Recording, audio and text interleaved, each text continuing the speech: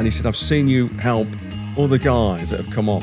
And he said, your advice, your expertise. And he said, you're the shave doctor.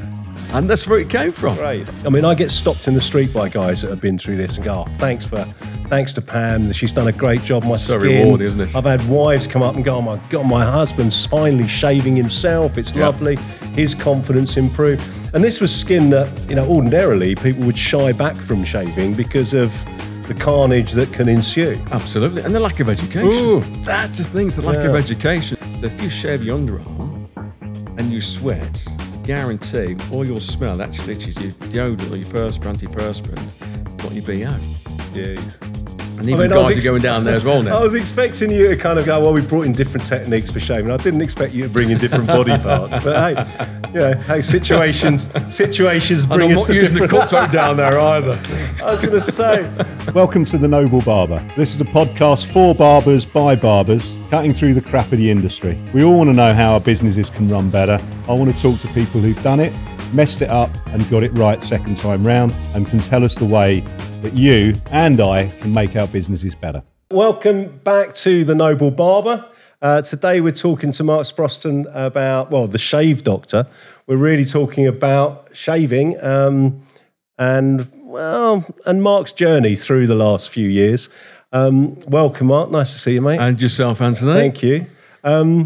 So, I mean, shaving is a part of our business. Not a huge bit. I mean, obviously, you know, haircuts is the predominant, but it's enough that makes us a bit more interesting, a bit more special, and we certainly have the guys shaving someone somewhere throughout the week. But a lot of barbers don't. A lot of barbers we meet are nervous of the blade and haven't used it. And most of our guys come through your academy, and you've taught all of them, including myself. Refreshed my shaving skills. Remember it well. And so let's talk about, you know, your shave career and your journey. Well, I mean, I started back in the mid-'80s. In them days, it's very much what we call the East End barber shave. So it was literally a flash around the face. And normally, it was a case of if there was no one waiting, you'd say, fancy a shave, sir? So, of course, then you'd slap the cream on, shave it off. In them days, it was classed the 13-stroke shave. And out the door they went. And were you working as a barber at this stage? Apprentice barber, yes. Yep. So I was doing all the learning and watching as you did. It was, I think in them days, there was a lot of power with the barbers. So everything was authoritative, and it was almost a case of you wait until we think you're ready. Even though you were ready, you thought you were ready, but I think they want to do everything. And I think the white coat, which is missing these days, almost gave that authority as well. So, it took me a while. And I loved it. But the fact that people were coming in that I saw had problematic skin, ingrown hairs, shaving rash, razor burn, you could see it. And the barbers kept saying, no, time's money, out the door they go. So I thought the grass was greener, went somewhere else, same thing. So it's taken a while for the industry to catch up in terms of the science. I'm hoping, and I've heard from my peers along the way, that I've been one of those catalysts in terms of bringing science to shaving. And it's not just about grabbing somebody in the chair. Excuse me. It's about looking at their skin type, their hair type, how they shave, which then determines how you shave them in the chair. I mean, we have probably ongoing always one or two guys who have exactly that, really bad ingrowing hairs, very kind of bobbly skin, who terrify of shaving themselves because, or use an electric shaver, and the situation doesn't get better. We've got a group that come through who do that. They come in for 5, 6, 7 weeks weekly for a shave. They've never done. These are quite young guys that are just coming to get their skin fixed. And I mean, I get stopped in the street by guys that have been through this and go, oh, thanks to Pam, she's done a great job. My so skin. Rewarding, isn't it? I've had wives come up and go, oh my God, my husband's finally shaving himself. It's lovely. His confidence improved. And this was skin that, you know, ordinarily people would shy back from shaving because of the carnage that can ensue. Absolutely. And the lack of education. That's the thing, the lack of education. So it's not taught that way in the colleges. It's not taught in the barber shops, really. It's literally a case if you can shave as quickly as possible. We'll take the air off. Yeah. Absolutely. So I took the time to study the science of it all, and how it actually affect, you know, every man when they do shave, not just at home, but how we then shave in the barber shop. So that's the difference that I brought to what we've done over the last, 2007, set the shaving school up. So you're talking, what, 17 years? Yeah, man. And I've travelled the world with it. So not just, you know, remain locally or stayed in the UK. I've travelled the whole world, done lots of talks, lots of presentations. Yeah. So I've earned the right to be there. So we've done that 17 years and you end up with the... At which point, presume you had a product range in your head? Because, you know, you've gone from apprentice barber. Did you finish? Did you qualify? Yeah, I did 7 years, right. And then because I didn't like the cutting, so and it's bizarre for some barbers, didn't like cutting, but my passion was the shaving. And in store, did you find that there presumably wasn't enough work for you to be in the store shaving day in, day out, or did you have your group? Could have been if they advertised it, right? Yeah, but it was never advertised. So it was advertised, and of course, in them days, you were talking what, 3, 4, 5 quid a shave. You know, so it was cheap. But yeah, if it's advertised, we could have done it all day long. But it wasn't. No. And the haircut, as it is today, is still very much the predominant service in a barber shop. So yeah, and then working with the likes of King of Shaves, with Elemis, Dermalogica, some of the professional brands. So I've worked on some of their services, some of the R&D. And then somebody said to me a couple of years after I set the training school up, hang on a minute, you're now, you know, taking so much into everyone else's brands. Why don't you start your own brand? And of course, at the time we were Shave School, I just started to do some work with King of Shaves. Yeah. And this guy called Dave Green, bless his soul, who's no longer with us, marketing director for King of Shaves. Back in 2009, we did the King of Shaves. This is when you were popping. This was when you were TV darling, wasn't it? You were popping up on shaving daytime TV presenters. That's right, and radio and all sorts of things, because we were just obviously getting the male grooming side to another level. Definite birth of that. So, and he was upstairs, and we got this tour bus. I'm sure it was the Rolling Stones ex-tour bus. It was upstairs, there's all these beds and shower rooms, and downstairs they converted it to a barber shop. And in the summer, you'd actually have this revolving stage, so you could actually get more barbers, and you can get more people on the stage in the barber's chair. It was amazing. So of course it was a great way of getting people on, and we'd shave them, and then they'd experience the shave with the new razor, and then 9 times out of 10 they'd go to Boots and go and buy it. Yep. I took a break, went upstairs, saw Dave on his laptop, and I could just see he was writing a live blog, as King of Shaves did in them days. And I just looked over and had a cup of coffee with Dave, and he went, Mark Sproston, a.k.a. the Shave Doctor. I went, Dave, what a brilliant name that is. And he went, well, listen. Oh, that's where it came from, was it? Yes. And he said, nice, I've seen you on our tour. And he said, I've seen you help other guys that have come on. And even our barbers, they're barbers from America as well as the UK. And he said, your advice, your expertise. And he said, you're the Shave Doctor. And that's where it came from. Right. And we rebranded from Shave School to Shave Doctor. Oh, cool. And I thank Dave Green, bless him, because not long after that, then we used the brand name to then bring out our own range of shaving products back in 2011. See, I've spoken to a variety of people over the years who've done a product range. And we all get that kind of moment where, oh, yeah, I quite fancy that. It's a quagmire, a minefield, a nightmare. I mean, you've got a great range, but you've had a journey. I mean, would you recommend doing it? Would you talk yourself out of it now? Yeah, if I was another 15 years younger and somebody said to me, would you have your own range again? Probably. Oh, I don't know. But I mean, it's a great thing to have. It's a great product, and we use it a lot and have done over the years. But I think the challenges that we've had, one is always the MOQs. So as I would say, an ambitious barber or barbershop owner, sometimes you want your own range. Yeah. There's a lot of what I call the white label private label brand your brands own out there, yeah. and it's normally silver and black, and you shove your name on it. And I had one or two say to me, "Look, Mark, you've got your own range. Can you put me in contact with your factory?" And I say, "I can. However, do you realise what it takes to set up, a product range in the first place?" So you're talking, first of all, you've got to get samples in. Then you've got to actually protect your range. So that costs a lot of money. And then you've then got to get to the MOQ. So the MOQs are anything from, it depends whether. What's an MOQ? So your minimum order quantities. Oh, right, okay. So you're either talking 2,000, 5,000, 10,000.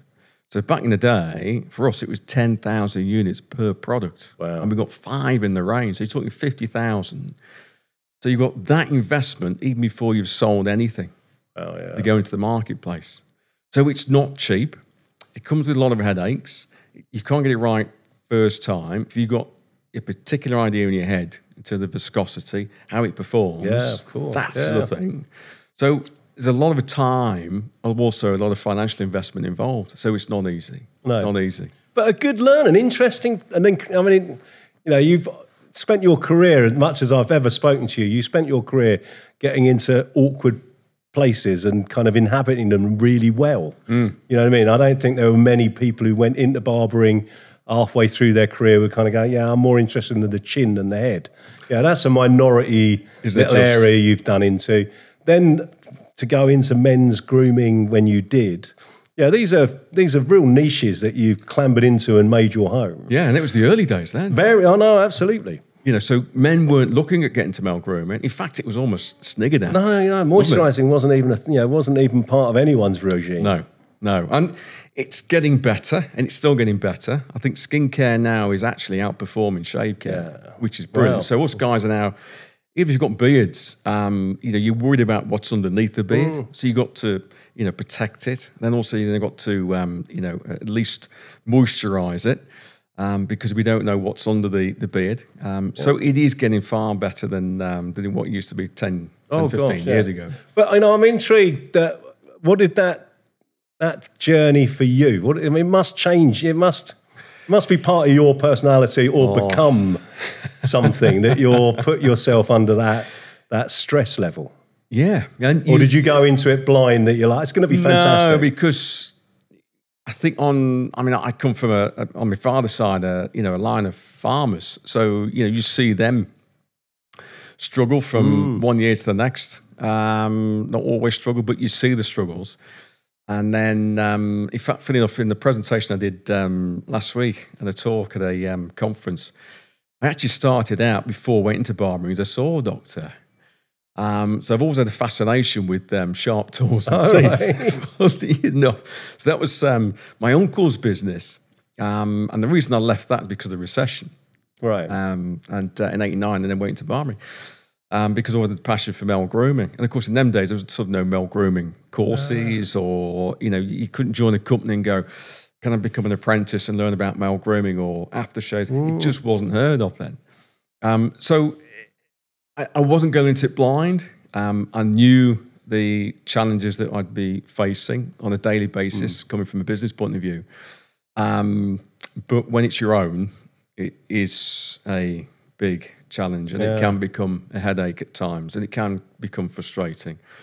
And we've seen a lot of highs, seen a lot of lows. I say the presentation. And you've moved yours now, and then you've had to go through the kind of online shopping, which was a new revelation. Have you embraced that? Is that a sales force for you now? Yes and no, really. I mean, it's tough, isn't it? Because in the industry, you're trying to protect the industry. So your barbers and your hairdressers and your beauty therapists. And I've only seen a Facebook group chat 2-3 days ago where they were talking about products now going into a big retailer. Oh yeah, I mean, L'Oreal and Boots are using their professional logos to go into Boots. But it's been going on for years and years and years. There's nothing unique, nothing new. Whether they're doing it in a very clever way and using another brand. But I just talked about the minimum order quantities. And if you think about a barbershop, whether it's a one-man barbershop, you've got 3 barbershops, but your order quantities are never going to be the same as the retailers. No. I can hear a barber going now, yeah, but we're a barber and you should be protecting our barbers. But when your MOQs, your minimum order quantities are 50,000 units, and the barber rings up and says, can I have 2 of them and 3 of them and 4 of them, please? Your return on your investment, if you were just concentrating on barber shops and hairdressers alone, would be humongous. And it would take you a long time to repay it. Yeah. Before you put in another order in, then for your next lot. I mean, that could last you for another year, 18 months. By then, your shelf life is obviously then being squeezed down. So you might have to chuck some products away. So that's why a lot of the big brands, I wouldn't say they've used the industry, but they have to have this dilution between retail and the trade. Just get the numbers. Yeah, and that's been a challenge as well, because in the early days, we concentrated only on the trade, and then they saw us go into retail in Europe, and all of a sudden I got people calling me going, Mark, what's going on? Yeah. You know, so you can't please everybody. No. But, you know, the big thing that we've learned, or, you know, I've certainly seen, and you've definitely learned, because I've followed what you're up to, is kind of men's grooming coupled with men's mental health. Yeah, I saw you had an involvement with guys that are undergoing chemo. Is that right? Yeah, we were going through cancer. Yeah. So the Look Good, Feel Better. I was an ambassador for Yeah, them which was for a great. 3 years. I was quite impressed with that. I thought that was an interesting. And how and why did you get involved in that? And what did you feel it was giving? Do you know what? I think I got a call in 2020, at the beginning of 2020, just before the pandemic, and I met with the lovely Lisa, who was head of services for Look Good, Feel Better. And I met with her, and we had a great chat. And they were looking at introducing the men's services, because predominantly it's female. So it's about, until then, a lot of the females going through their cancer journey, but also support them along the way. So it's the things about how to fit their wigs, makeup, things like that, but nothing for the guys. So we had a chat, and they said, look, we've seen what you do, and it'd be good for our men's service that we want to grow. They'd already started it, but to bring my expertise in. So we did the first one at Derby County Football Club, believe it or not, which is great. And we all sat around this table, and I don't like to be like the stage shows. I like to be actually on the level. And for the first time, I actually said, I want to sit amongst all the guys. I want to experience what they're going through and how they're feeling. Because that was the most important part, how they're feeling. And you get to chat with them like you and I chatting now. But you couldn't do if you were stood up. Almost like, that, again, that authoritative figure. And people are a bit frightened to ask a question. So I sat amongst them. I got chatting before and after. And some of the stories were so inspiring. But we'd take them through, and then the pandemic came, and we did the first one at Derby County, and then it went online. And we went on Zooms, I think once a month. And of course, it was a bit like Celebrity. Remember Celebrity Squares all years ago? So you got all these people popping up in the screen, and there was guys from all over the country suffering all kinds of different variants of cancer. But wanted to be on there to learn about, one, safe shaving, because they're told normally by the consultants they shouldn't wet shave because if they cut themselves or nick themselves, there's risk of infection. So we take them through how to shave safely if they want to still use the wet razor. Skincare, because obviously that's important because it's been ravaged by cancer if it's skin cancer. And then sun care. So it was literally 2 hours. Amazing. Once a month on the Zoom. And what I got from it was so inspiring, but these guys obviously got my expertise from it. And really unusual to have a group of guys that interested and actually that open. Of all ages as well. Yeah. Of all ages. No, I saw bits, and they were generally kind of guys who probably never used a moisturiser or much more than a some bar in the of early soap. 70s. Yeah. And it was... You get one or two that were still a little bit, I'm not going to be using that, or, I like the advice, but I'm going to stick to doing what I'm doing. But the majority were absolutely brilliant. Yeah. And I think we see our industry, we're much more aware of men's mental health now. and certainly the guys that are having shaves, it's that step more intimate than a haircut. It's amazing. And their journey of just improving their skin, and obviously, with a 5-blade Gillette, you can give yourself a damn good shave quite quickly at home. It's more than just a shave when you're going into having one at the barbers. It is, and you know what? From that, going back to the Look Good, Feel Better, the Zoom workshops, we get guys on there who are suffering with cancer on their own. They've got no wife, they've got no family. Yeah.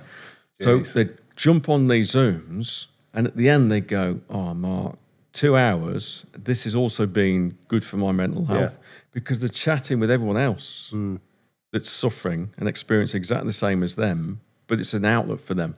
They don't go out. They can't go out sometimes because they're on certain treatment. It doesn't allow them to go out in case they get infection.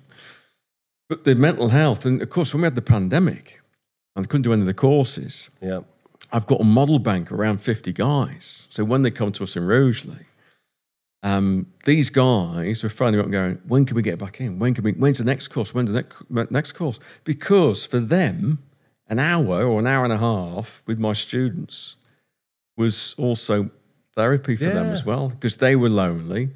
We were all lonely during the pandemic. We just reopened, obviously, the country again. So they couldn't wait for us to start the training courses. So when you're lying back, for an hour in the chair and just having a pamper and this luxurious shave, I mean, it's like being in another world, and you forget all your problems for an hour. Yeah. Or you can actually talk to your barber. And what we'll do as well, halfway through the practical, is we'll start talking, because what we try and do is mimic a busy barber shop or a busy environment, so that the student who's doing it feels like they're in situ. Yeah. And then also sometimes the model might be talking back, even though there's a cutthroat just starting to go around their mouth or their jawline. But it's good practice for them. It's good practice. No, I mean, certainly I had my manager in here chatting about that, and going into one of the stores when you've got 2 or 3 guys lined up with hot towels over their face. It is, it's the kind of manliest of all facials, isn't it? I mean, obviously I'm bearded up at the moment, but I love having a wet shave and will always doze off. But you know what? You say you got your beard. It's not all about the beard. So when people hear about the wet shave, barber shave, they think, it's all going to come off. There's no need. No.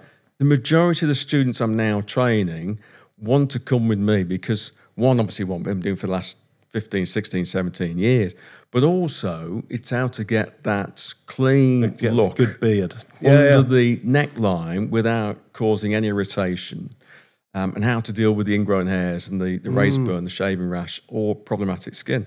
So we may have what we've got up here, but it's still the edges clean shaved underneath. Very true. Yeah, no, absolutely. But it is that relaxing. I think as guys, I think that's why the barber industry has become such a big link for men's mental health. Is that it is a really kind of safe place to chat. I mean, one of our stores is only 2 barbers' chairs facing away from each other, and every time you go in, there's always the 4 people chatting as a little group. The 2 guys getting their haircut and the 2 barbers. It becomes this real chat. You remember Desmond's on Channel 4? Yeah.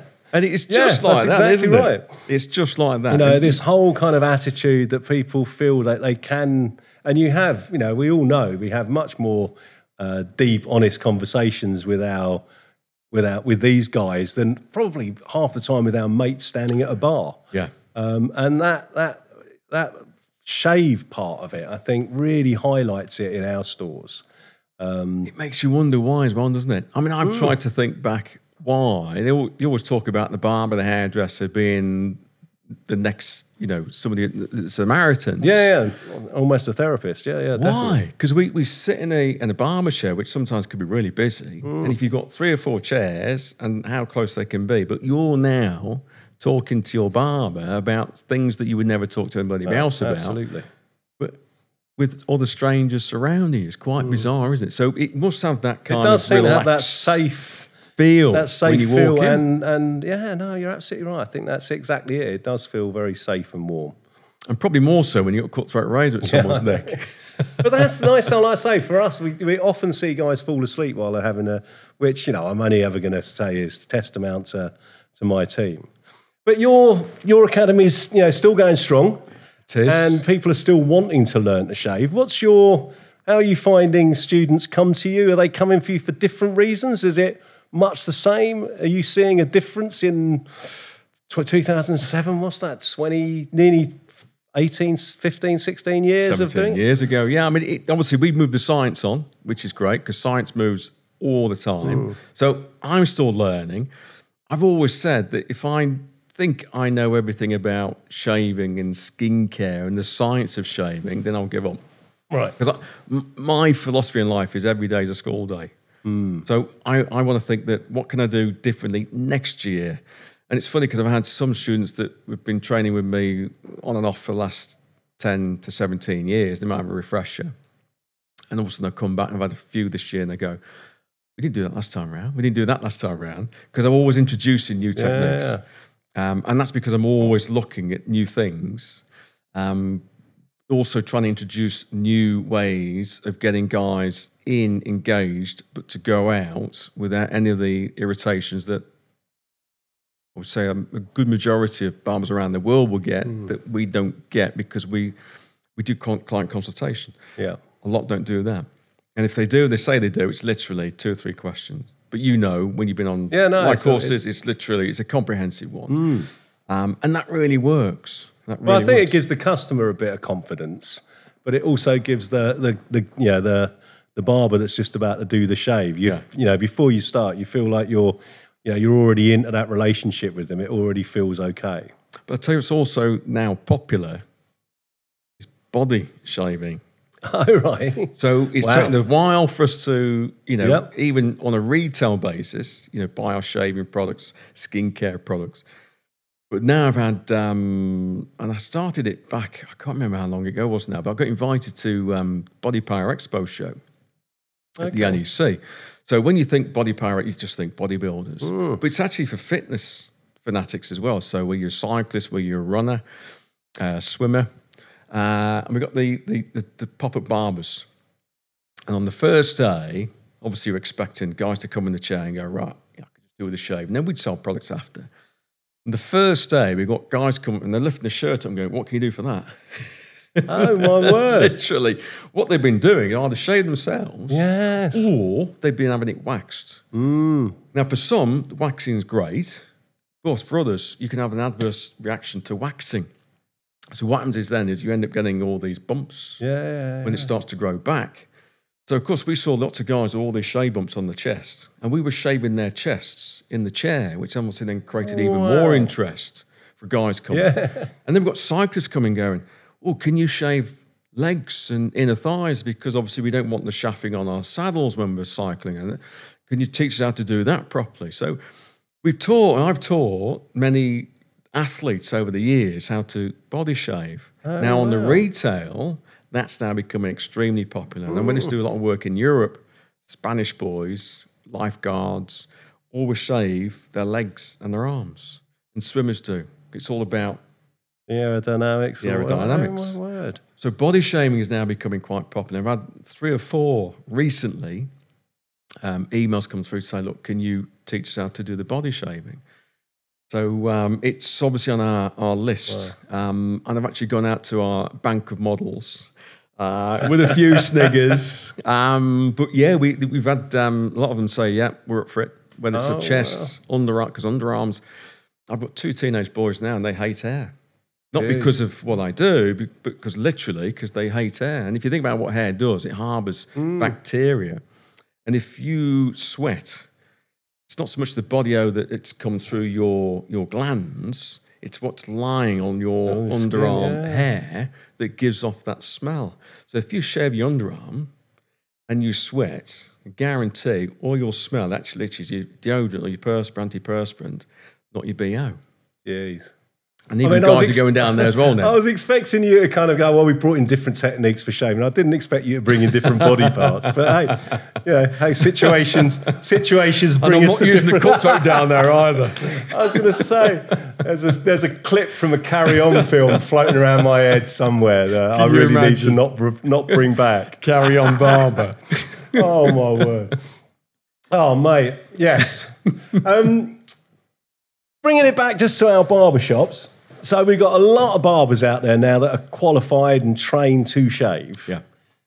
How do we bring it back in as a strong, and how would we be marking it now as a service?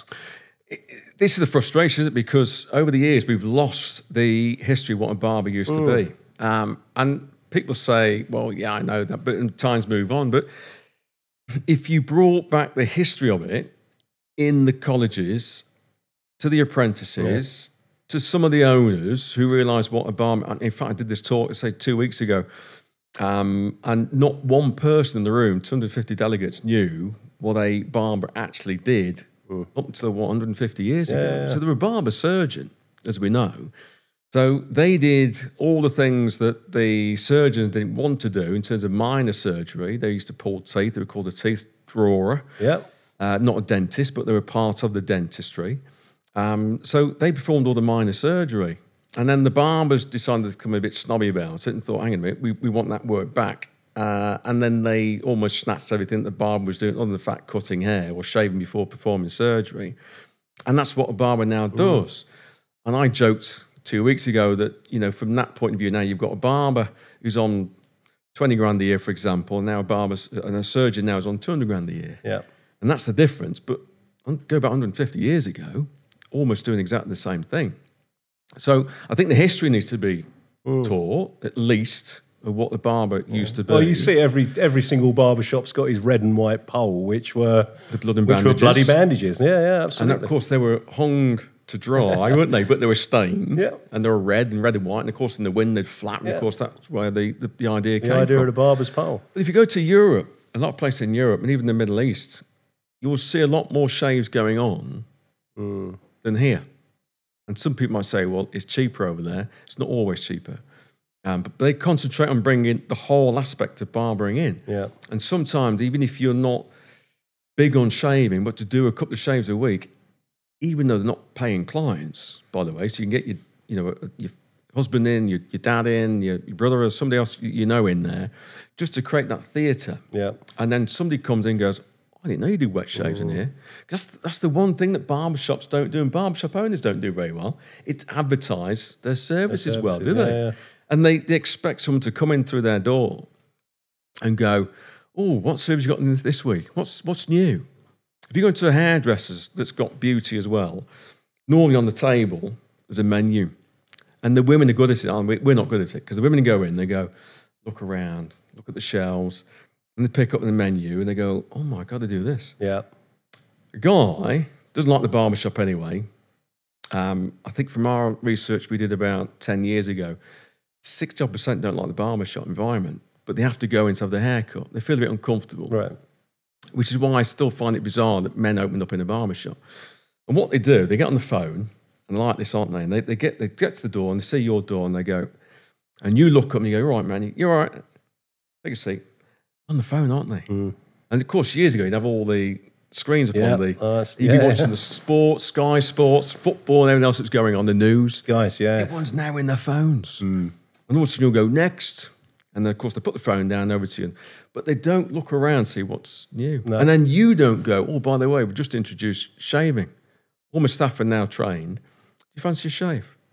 So I think there's a lot of that missing. Yeah. And I think if barbershop owners were a little bit more proactive and actually put things around the shop in front of the client, even on the mirror, with a picture of somebody being shaved, we now offer shaves in here. And I think sometimes the industry wonder why there isn't enough shaving going on. Yeah. I mean, I must admit, we have a shave going on in the store and we'll have people, taking pictures from the outside of it going on. It definitely has that kind of theatre and that drama.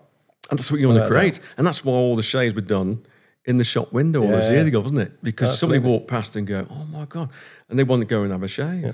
I remember doing one in Soho, and it was quite a narrow, tight. Oh, I forgot what route something it was called now. If they're watching, they'll kill me for not knowing the name.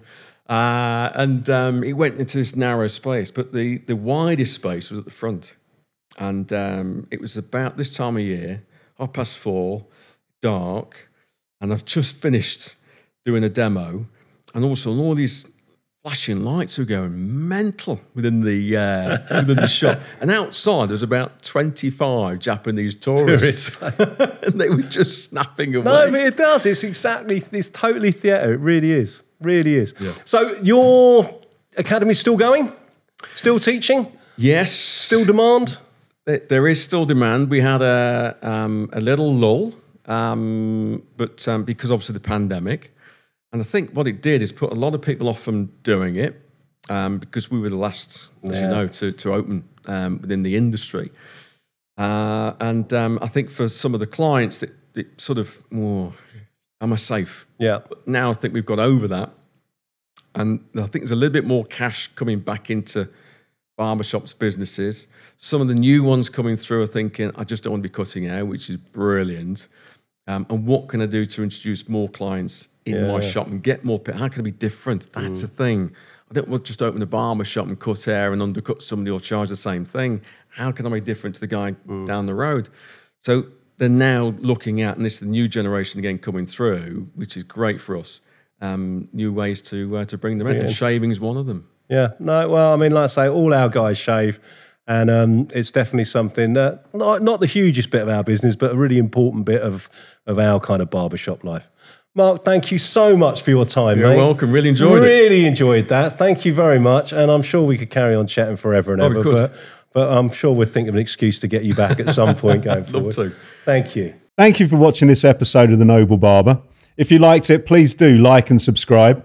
If you've got comments of what we should be doing in future, please give us your questions and we'll try and find an expert to talk to. Or if you're the expert and you want to come on here and help, stay in touch, we'll get you on. Come and join us on the sofa.